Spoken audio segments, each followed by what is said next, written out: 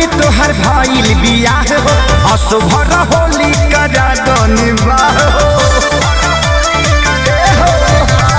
चढ़ते फागुन तोहर भइल बियाह हो असुभर होली करा गनिबाह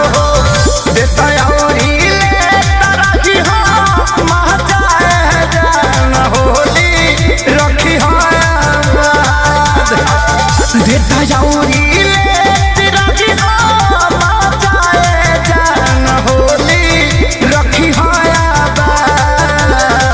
लिहल दिहल छोड़ देले बानी बाबू शादी भइला